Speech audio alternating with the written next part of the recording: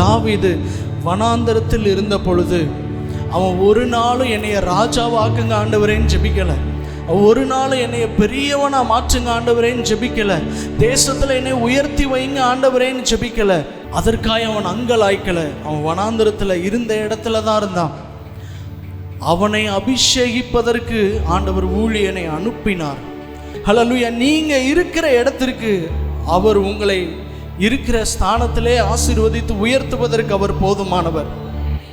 உங்க பலவீனங்கள் எப்படிப்பட்டதா இருந்தாலும் சரி, உங்க குடும்ப சூழ்நிலைமைகள் எப்படிப்பட்டதா இருந்தாலும் சரி, உங்க பொருளாதார வாழ்க்கை எப்படிப்பட்டதா இருந்தாலும் சரி, நான் கர்த்தருக்காக பொறுமையுடன் காத்திருந்தேன்.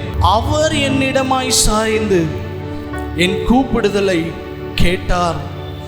நீங்க இருக்கிற இடத்துல உங்களுக்கு செவி சாய்க்கிற தெய்வம், உங்கள் கூப்பிடுதலை கேட்கிற தெய்வம்.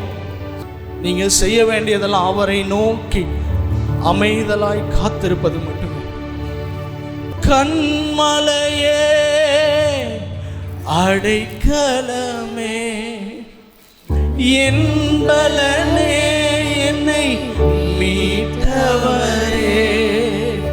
கண்மலையே அடைக்கலமே என் பலனே என்னை காப்பவரே.